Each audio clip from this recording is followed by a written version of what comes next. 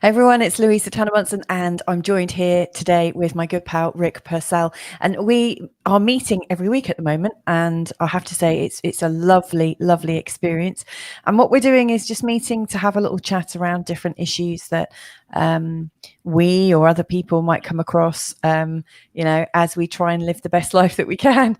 And one of the things that I know I've been kind of guilty of over the years is self-judgment, that kind of self-judgment that you could almost self-sabotage yourself with, or that sort of like self-doubt that comes up from time to time.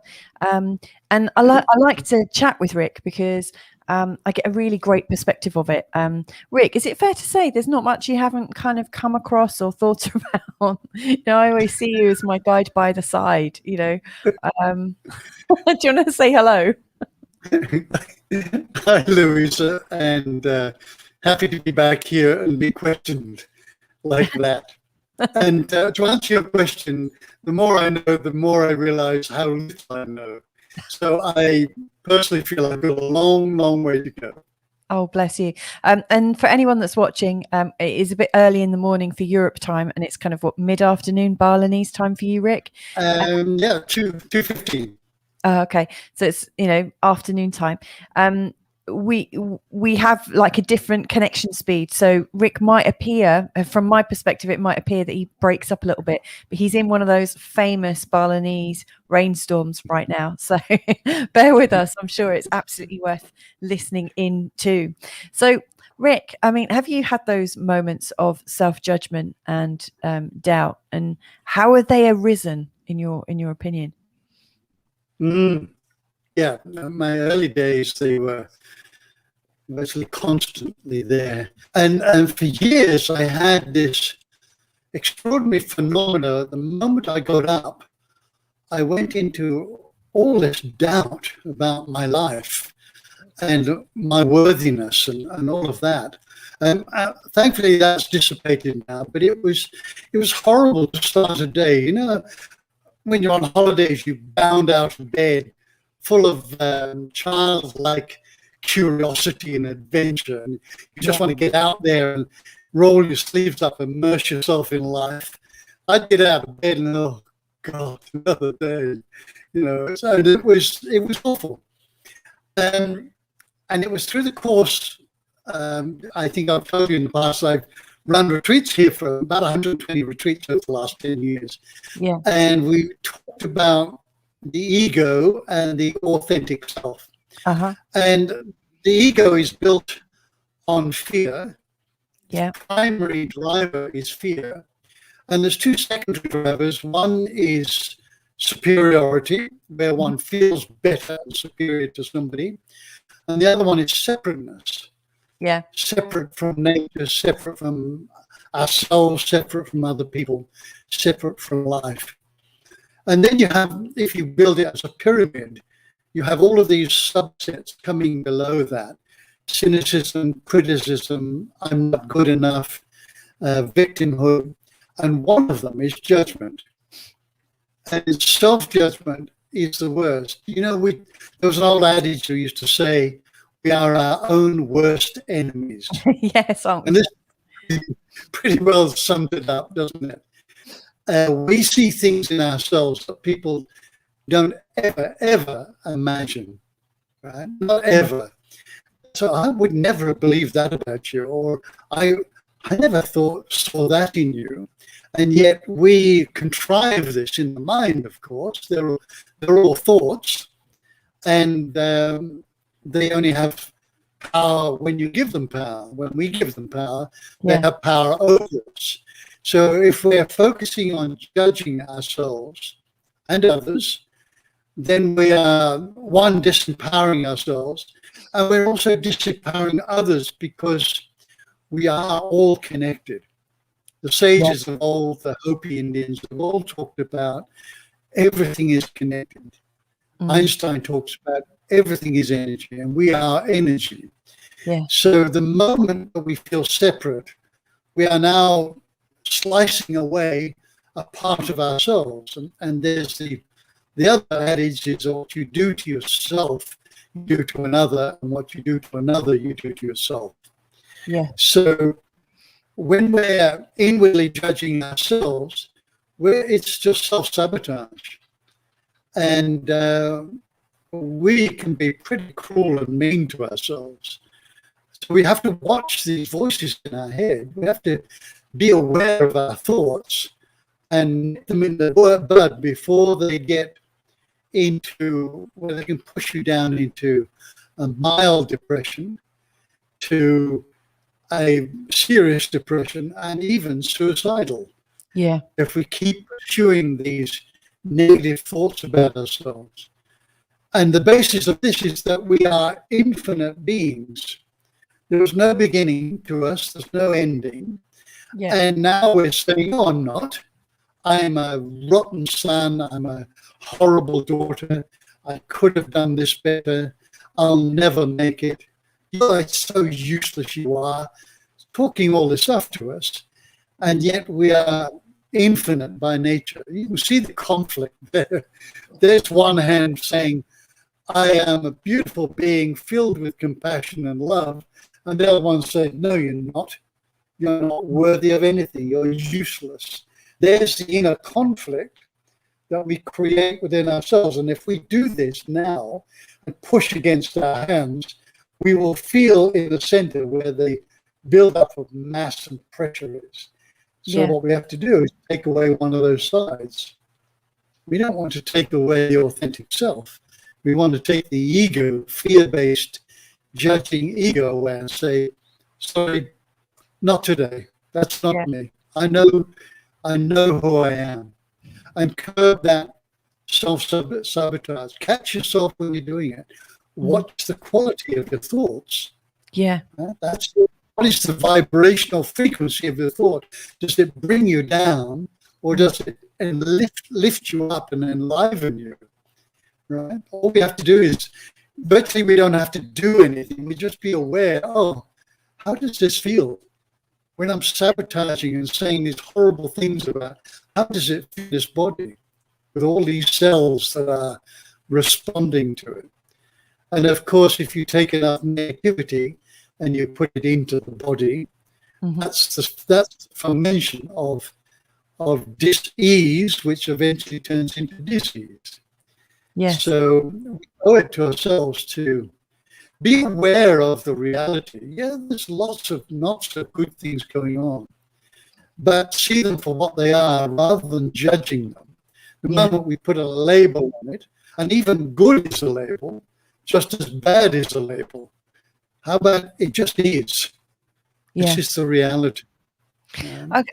I am sorry to stop you there. I noticed that we've got a few listeners. They keep coming in and then dropping out and then coming back in again. So it feels like we've got a day with funny connections. But I've put it out there that if anyone has a question about self-judgment or is feeling judged and is not sure how to handle it, then please do just write us a question. And I'm sure between Rick and I, mainly Rick, but between us, we can put some, meat around those bones for you and possibly help relieve that. Rick, we're both raising children, and how do you reassure your daughters, because they must come up to you and say, oh, Dad, someone said this about me and I don't know how to cope. What kind of advice can you give to parents to help raise resilient children? Or what kind of advice do you give your daughters when they have that kind of crisis of confidence? I've yet to come across it yet. Okay. They're a little bit too small to feel completely judged. My daughter has 4,000 followers on TikTok. Actually, until yesterday when she was banned for life. She was banned? She was banned for life. And she knows of lots of people that have been banned for whatever reason.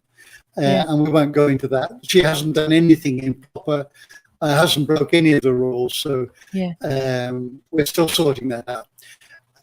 However, she came to me about a year ago absolutely distressed. And there were some haters that were just posting some really cryptic remarks about her dancing, her clothes, her face, her mouth, really horrible stuff. And I've always left an open door, but for some reason she didn't come to me immediately, and she just sat and stewed on this. Yeah. And I noticed her withdrawing a little bit from the family. I noticed a change in behavior. So all your parents out there, watch for these subtle changes in behavior. Yeah. Sometimes they can come very extreme, a sudden withdrawal. But if you notice there's a little bit of something different going on, jump in there and inquire, and be a very safe, what I call a safe terminal, that your kids feel safe about talking about anything. So I noticed she going off, what I call off the boil. Instead of all this youthful enthusiasm, she started going off the boil a little bit. And we were at the dinner table one night, and I inquired, Mia, are you okay? She said straight away, yeah, I'm fine, Dad. I said, yeah, but are you really okay? Right? Yeah. Okay, well, let's delve a little bit deep, because I intuitively felt that something was wrong. Yeah. And she said, she came round to my side of the table and said, Dad, I need to talk to you. Right? And she took me away out into the garden and immediately burst out crying, sobbing her little heart out. And I will never interfere with somebody that's going through a process. I'll never give them a handkerchief. I just held her. I didn't say anything. I just held her. And then in one moment I say, just keep going. Just let all of this out. And I am here for you. All right. I will be here until you've finished or you want to go. But I just want to know it's safe for you to let all this out. And she sobbed and sobbed, 10, 15 minutes, sobbing her heart out. And I did nothing except be present and held her. So then she stopped, and I said, so what is troubling you? And she said, the haters on TikTok. And we went right through it. And I asked her a couple of times, what did they say about you? And she said some of these really cryptic remarks. So I'd ask her, is that true? Is it true? And she said, no, it's not true. Right? So some of it was lies. And then when I said what they said about you, that you have horrible eyes, I say, tell me what you think about your eyes. She said, I think they're okay. They're normal. They're not horrible. And to which I said, I think you have the most beautiful eyes. The day you were born, you had these great big 20-cent eyes looking up at us, filled with awe and curiosity. I think you have beautiful eyes. We went through every one of these that needed to go through, and we corrected them because they weren't true. But she'd taken them on as being the truth. So what we did was changed the story to being more aligned to the truth. Yeah. Can I just check something with you? So you realized that your daughter was withdrawing. You asked her if she was okay, then asked her more deeply, are you okay? Then held her while she sort of went through her inevitable collapse. And then started to go through each of the nasty comments or other beliefs that she may well have been taking on about herself. Was there some attached shame? Did she feel ashamed to tell you about what people thought, or, you know, had she, in the story that other people had put on her, had she like developed it with some like shame, guilt, blame, or, you know, I'm just curious because like I know in the past, you know, if my parents or my partner had said what's been said, I think I always feel slightly ashamed. I tend to carry the sense of shame of someone else's judgment on me, as if I've done it wrong, and I start questioning myself. I'm not sure if that's just me. I just wondered if that was you know, a kind of generic emotion that people kind of run with. What's your experience of that? Well, with Mia, that wasn't the case. Phew. But what she was doing was she was going into agreement with them. Right. So there wasn't any shame, blame, or regret, Mm-hmm. or I've caused this, or I'm causing this attack on me. I'm responsible for it. There was none of that. But what she was doing in her immaturity, in a way, was just buying into these comments and then going into agreement with them. Well, if that person says something, it must be true. And one of the ways we combated that is that how many haters have you known that you felt affected by? And she said, only about 2 or 3. And I said, and how many followers do you have? She said, at that time, about 3,000. And do you get some very nice remarks and comments when they're dancing? And they're like, yeah, I do. So there's about 2 or 3 people that have said something unkind to you. Yeah, okay. And you bought that? She said, I guess I did, yeah. And I said, well, how about buying the other 3,000? Right? Yeah. there's a lot more to be gained from that. Yeah. And then we talked about haters. And I explained to her that when people are hurt, they are misdirected to think if I'm hurt and I hurt somebody else, I'll feel better. And there may be some slight feeling of relief or feeling a bit better because now I've got revenge. Right? But ultimately, it's very self-degrading. So I said, these people that are hating on you, could you see that they might be really hurting inside? They don't have a good word. They're not only hating you, they're going around the traps, hating everybody inside. Can you see how much pain they're living in? She said, I never thought of that. I said, well, give that some thought. These people are hurting. Yeah. They're really hurting. They're lashing out at anybody. They're lashing out at you because you are good at what you do. So they need to try and pull you down to their level. Right? And I said, you don't want to go in agreement with that. But what you do want to do is show that big, beautiful, compassionate heart of yours that you can be understanding. You don't condone bad behavior. You have every right to block them and take them off your scene, but also try to forgive them because they're doing the best with what they can, and you have no idea what they're going through, what sort of upbringing they've had, what sort of hate they've experienced in their life as a child, and even now, possibly as a young person. Yeah. So it was, and her whole demeanor changed. Yeah. The conversation went for about an hour and a half, and she was just full of life and enthusiasm again. Wow, that's powerful to think of, especially as a model that all parents and friends and relatives can use on people that appear crushed under the weight of somebody else's judgment. You were talking about people who are lashing out with judgments and like the haters, as you call them. Where do you think that sense of persecution might come from? It can be a perceived persecution, of course. It may not be real in the actuality of a person's life.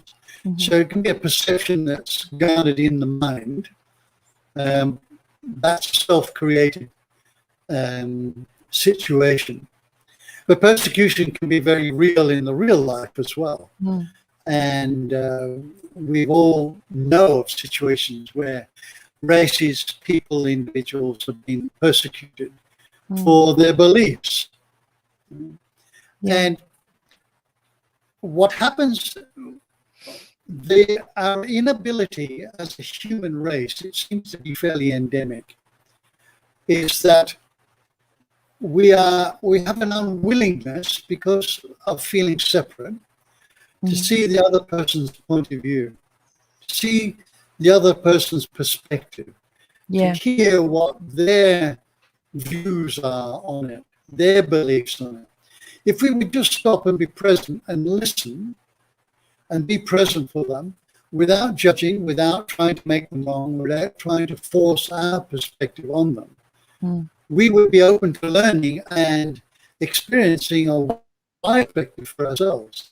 Yeah. But instead, I don't have a piece of paper, but imagine me putting a 6 on here, right, and showing it to two people. One would see a 6, one would see a 9. Yeah. And they're both right. From their perspective, they're both right. And this is a little exercise I did during the retreat, is that I would have two people sitting opposite the other and draw a 6 and tell me what you see. Even if you know this, tell me what you see. Yeah. I see a 6. And you? There's definitely a 9 there. I said, yeah. So when would this person see a 9? Well, I guess they'd have to come over and see it and sit next to me and look almost through my eyes. Yeah. And when would you see the 6? When I do the same. So you see, when we're separate, or seeing or feeling another perspective, the ego wants to make us right and other people wrong. Yeah. That's the way of the ego. It needs an enemy. If you look at the world in the macro scale, in the 60s, it was communism. In America, it was Reds under the beds. And then we had terrorism. Then we have a war on drugs. Yeah. There has to be a war. There has to be a perceived enemy in order to have a war. So we're warring one with ourselves, right? The ego is the perceived enemy, and not a gift to us to see what we don't want. And the person that has a different belief system is the enemy because they're undermining my faith. No, they're not undermining our faith. We are undermining our faith. Yeah. We are undermining our belief system. We are undermining our perspective, right? And that puts us on shaky ground. So then we have to go on the defensive, or worse still, on the offensive. So it boils down to separateness, as I see it. Yeah. So what I'm hearing here is when we separate from the group and start defining what we are and what we're not, we start judging others by what we see lacking in ourselves. I'm not sure fully about that, because we do need to define who we are, and all of our elements that we are, and one of them is fear, one of them is the ego, and it's only when you are defending your perspective, right? That's when we start. That's when problems start. Diving deeply within and really consciously viewing all elements of our life to determine what is real, what is the story, who am I behind this, where does it come from. This is direct self-inquiry. You don't really want to stop that. But from the direct self-inquiry, we also don't want to enforce, well, I'm different, right? I'm not better than anybody else. I'm just different. And my religion might be different from somebody else. My beliefs might be different from that. It doesn't make them better. Right? They're just different. And if we can celebrate our differences, right, instead of using them as a tool for more separateness and more ego and more superiority, if we can celebrate our differences and think, wow, that's a perspective, I never thought of that. Right? And if it doesn't resonate, we can say, well, listen, let's agree to disagree on that. There's neutral ground. Right? But you know what I want to do? I want to take away that. I don't want to just shut it down now. I want to think about it. I'm going to go back and contemplate that for myself and see if there is some truth for me. Yeah. So, yeah, you can see that. I mean, because we're living in an age that appears to be like a cancel culture going on, and you can really see it with people that like, for instance, talk about the immune system. So there are some people that say, I take a scientific approach, and I follow the science as laid out by scientists. And then there are people who say, well, actually, I believe in my immune system, and that is my science. And to me, whether it's science or religion, I just think it's kind of the same thing. That's how it sounds. You know, people, when they're making their statements, it sounds like they are using the same emotions, the same behaviors to state their emotions.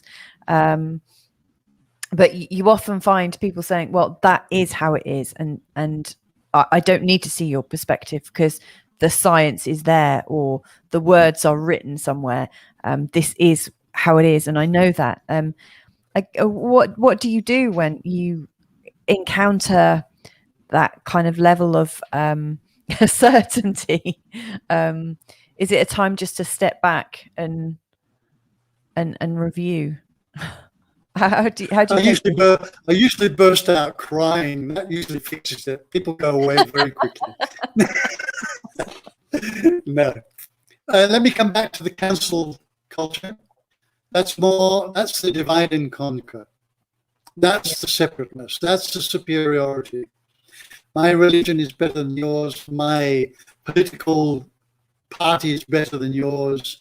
There is a oppositional process going on. Gay and straight, Republicans, Democrats, black, white. This is the divide and conquer perspective that is used to create more disharmony and more separateness. Yeah. So if I come across somebody that is being overly forceful and dogmatic, very unwilling to hear any of my perspective, it's a one-way conversation.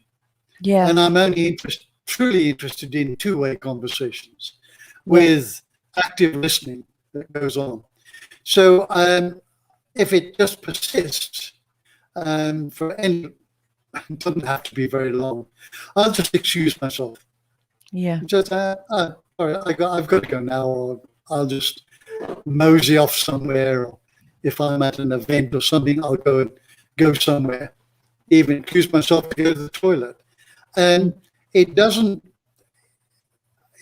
having an opinion forced upon you is not education. It's coercion. Yes. Right? Okay. And I want to learn from people. I want to learn about life. I want to learn about religions. I want to learn about psychology. I want to learn about so many things. Right? But I don't want to be told somebody else's truth. I want to be led to my truth about it. Yeah. So the quality of the conversation, if it's being coercive and forceful and dogmatic, is not the quality of conversation that I want, and I will leave. And if a circumstance comes again, like it might be an invite to a dinner party, I'll say, listen, thanks very much, but no thank you for the invitation, but I'll graciously decline. That's the word I use often. I'll graciously decline your generous offer. I shall watch out for that in case you, if ever you say that to me, I'll know what you're doing. I have to be a little bit diplomatic sometimes. Yeah, I mean, I guess you know, if we expect to be respected ourselves, to then wail on somebody who has very forceful views, that's also disrespecting their right to express themselves in the way that they see fit. I guess one of the kind of slightly shaky ground we might be on is you know, when we're talking about moral judgment and right and wrong, for instance, I know in the past I've tried to push my views on people. This is the funny thing is when you have it reflected back at yourself, or when you have that moment to reflect on how you feel when what you've done to others is done to you. And the sort of discomfort that comes around it. But I remember about a year ago trying to have conversations with my parents and a couple of other people about what I thought was going on in the world. And when they said, you know what, Sorry, can I just stop there for a moment? yeah, sure. I have to deal with this. Yeah, sure, no worries. You're not graciously declining. So whilst Rick is going and sorting his dogs out, I just want to quickly recap for those that are listening. We've been talking about the idea of self-judgment, what happens, how it comes about, how to deal with it if you've got a young child or someone near you that has lost faith and courage in themselves. And we've just been exploring all of those. At times, the connection between us has been a little bit tested, given that Rick's in Bali and I'm calling, I'm connecting in from Portugal.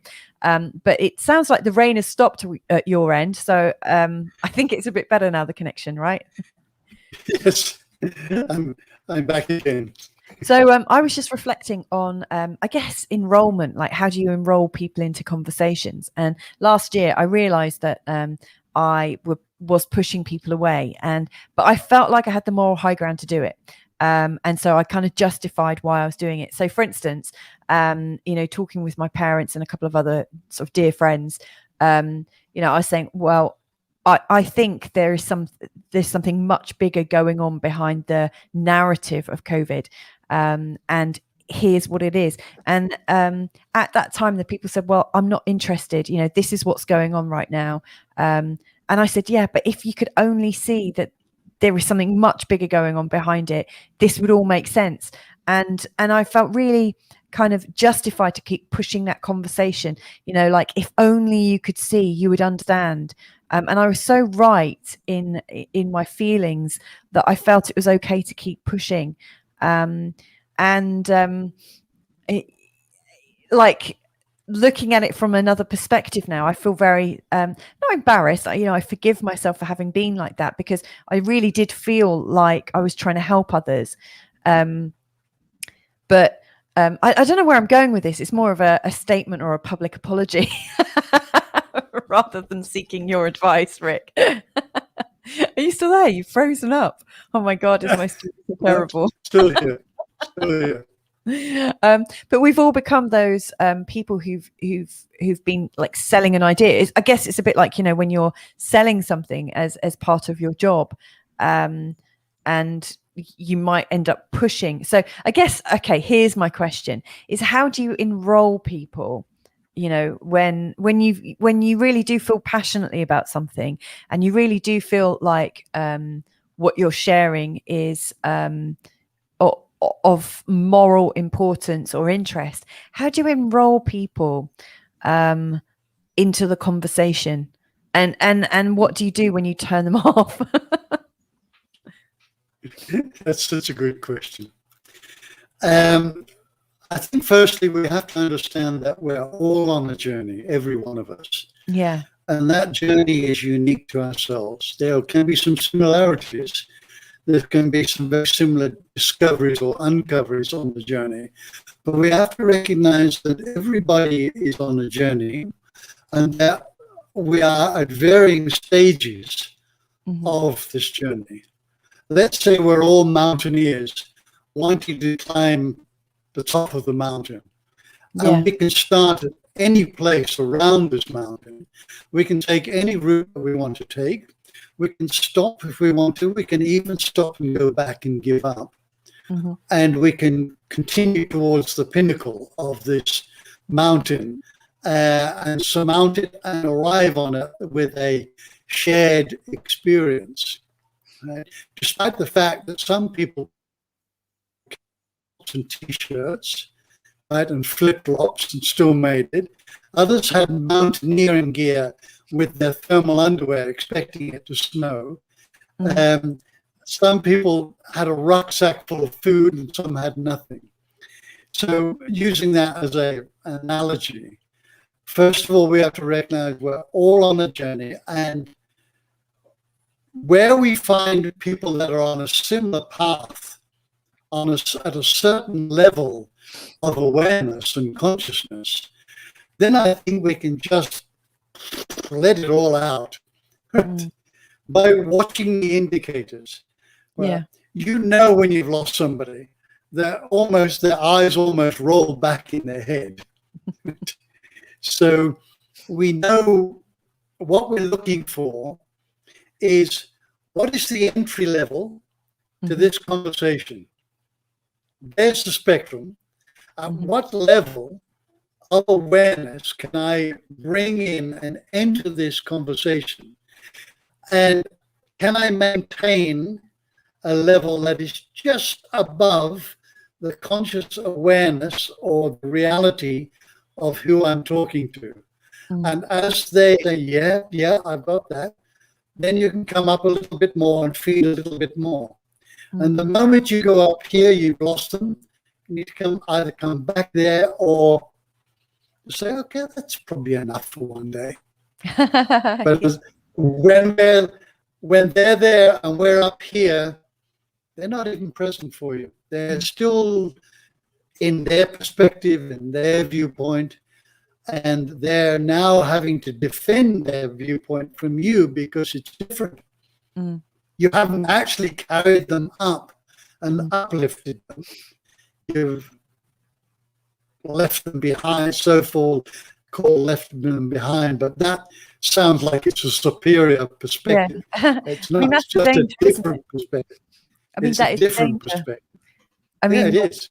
Like talking with my parents about health and healing and whatnot, and I did definitely feel superior to them because I thought, hang on, I've actually done some research and I've been reading about this for years, and I felt like an expert in my own right. And I thought this was the time that I could come forward and share the news with my parents about, you know, what might help them, save them. And so, you know, with these family ties, if people aren't already in that space, you might, I guess what we have to just let people be themselves. Exactly. And I guess that is the ultimate level of respect, is it, for others? I mean, what are your thoughts? I mean, it's hard because, like, you've also got an older daughter, and there must have been times when, you know, as she's expressed herself, that you've seen dangers coming up for her. Have I lost you? I think I've lost you. Oh, well, for those of you that have are listening in after this has been, you know, has gone live, let's just have a sort of like recap of the themes. So, you know, we've been talking around self-judgment. We've been talking about how it comes up, how it often comes up from a state of separation, and how when we feel separated from others, there's a couple of things that, well, quite a few dynamics that are playing out. And one of them is a sense of persecution. And then on the other hand, there might also be a sense of superiority. So from our position in life, or the position that we perceive ourselves to have, we may well think that we're persecuted or isolated or shoved out or cancelled, if we're talking about cancel culture.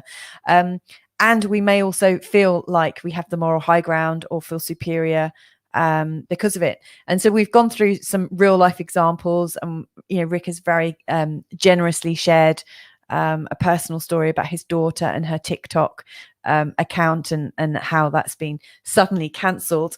I've certainly got my own experiences of sharing something that fact checkers have said was not true, and then sort of like cancelling my business account. Only later to find out that, you know, obviously, you know, what I was sharing was not actually false at all. So we all get those experiences of being made wrong or feeling wrong, and I guess today's conversation has been an opportunity to explore that. And the last bit that we were talking about, Rick's just joined us again. Hi, Rick. But the last thing that we were just talking around was the idea of enrollment, how to enroll people, because obviously, it's a great thing to be able to show respect to people that have different views to us. And what is more powerful is how can we have those conversations that create change? Because I'm guessing, like, when we have a viewpoint, or when we have a feeling that's so strong inside us, at some level we want to change others or change the world or create a difference. I consider myself to be somebody who is seeking light and enlightenment on this planet. I would like to think that me being here makes a difference. And in wanting to make a difference, we often do want to create change. So yeah, the last part of our conversation has been very much about how do we enroll people so that we can make a difference rather than creating a lot of resistance. Now, one thing I'd like to just kind of finish with you, if I may, Rick, is how you set up the wonderful events in Bali in your shop that you did all those years ago. Because one thing I really noticed was you had a very good level of enrollment. So just to sort of take you back in time, like Rick had a weekly session at the end of the day when his shop had shut, and he invited people to join him to have an open discussion about things going on in the world. There was usually, or all the time that I went, actually, there was an informative video and a very big sort of discussion with many people, between 20 and 30 people usually, and then a time to connect at the end. And it seemed like a really open place. How did you conceive of that idea? And did you ever come up with any difficulties in how you enrolled people, or any resistances? It grew organically. I had been collecting DVDs over a number of years, and I had quite a good collection. And it came to me that there were a lot of people, we were selling them in the shop. Just for your viewers that don't know, it's a metaphysical shop, it's a spiritual shop. Oh, yeah, sorry. Called Namaste, the spiritual shop. And so we had music, we had DVDs of a spiritual nature, we had Tibetan singing bowls, yoga clothes, crystals, you name it. And I noticed a lot more interest in people buying DVDs in those days. And so we were ordering them. And in the course of ordering, I thought, well, I'll order one for me and one for the shop. Mm-hmm. And then it was expensive, because it was costing me probably about $40 a week to research, get them sent over, flown over, whatever. And the event was by donation only. Yeah. We raised $10,000 in that little shop every week by people's generous donation. Some came for 5-6 years and didn't put one penny in the box. They were always made welcome. But the others, we were able to build a school with that. So it was for a very good reason. Mm-hmm. And in those days in Ubud, there really wasn't very much to do. On a Wednesday, Ubud can be a sleepy little town in the old days. Yeah. So I think the yoga barn had Mondays, and we had Wednesdays, and somebody else had Fridays. And that was it. Nobody would ever put an event on Wednesday, because the community, the stalwarts, were always at Namaste. They knew it would be a waste of time. Yeah. So we went on for years, about 6 years. So by donation, finding very stimulating DVDs, very topics that would generate, one, a lot of interest, and two, a lot of questions. Yes. And then followed by a meditation and a what was called then a Wondrous Blessing. Mm. They were great evenings. When we stopped them years later, because Uber came of age and there was breath work and salsa dancing, there was something on 2 or 3 events on every night of the week. And the Wednesdays at Namaste fell down to about 5 people for about 3 or 4 weeks at a time. And I think this is a sign. We've done very well. Yeah. And I've still got my collection at home. So word of mouth, having the right content, matching the content with the audience, Mm-hmm. and making it very accessible. That would be the formula that we would have applied. Wow. Yes, they were very special evenings. I'm very grateful to you and Lita, your beautiful wife, and for the people that work with you for organising those and doing that. And it's amazing, isn't it, that it's actually created a school, as an outcome as well. That's brilliant. And knowing some of the people that used to go to those evenings, I know now that small act of kindness that you did so many years ago has actually spread around the world, because we've all at some point, most of us have actually gone back to our country of origin, or other ones in my case, and we take with us that seed of that experience of being enrolled into something that was useful, and where we felt like we were at choice. So that was very powerful. Thank you. Is there anything else you want to touch on our subject today? With the unstable internet, I'm not sure if we're going to go much further, but we battled through. No, I wanted to acknowledge, when you were talking about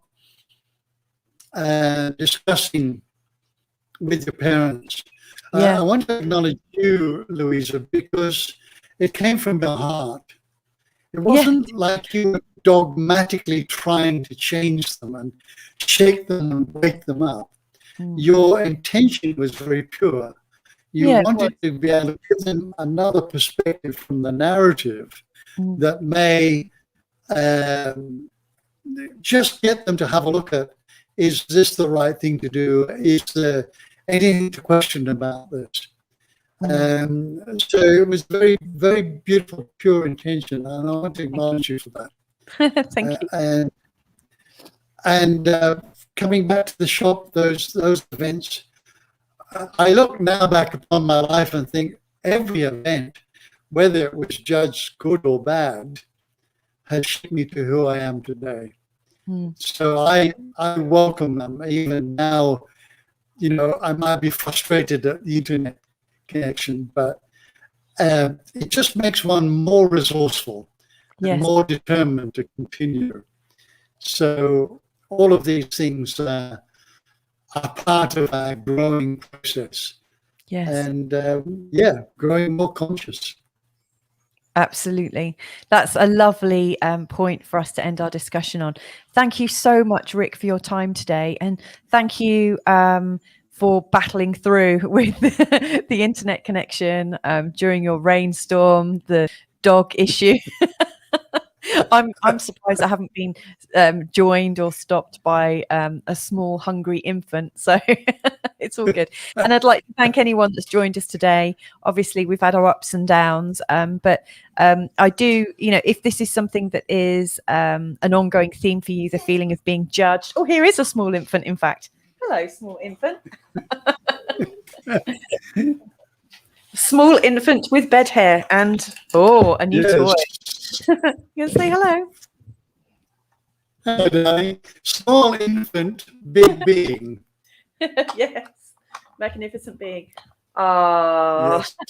Yes, indeed. Good morning, little one. So thank you so much. If this is something that has come up for you, whether you've been trying to enroll people that have different views to you, whether you felt judged, whether you felt persecuted, or kind of a bit of all of it really, then maybe listen in, have a listen and see if any of the thoughts shared here help to unpack some of your thinking and help create some ease. So these conversations then, Rick, that we're having weekly, it's just for us to catch up, but also to maybe help people. Is that what you'd say? Yes. Let me thank you again for putting this and creating this portal, and thank you viewers out there for taking the time to watch this and listen to it. And we hope that it has some value to you, that there is maybe at the end of these sessions that you watch, and because we'll be doing them some more on a weekly basis, just cull from it, what is my takeaway from this? If you can just take away one thing, more things would be better. But if you can take one thing and put it into practical experience. So it's one thing to know something, another to marry it to a practical experience, then it's wisdom. Now that's priceless. So thank you for joining us, and thank you, Louisa. And we'll see you again next week.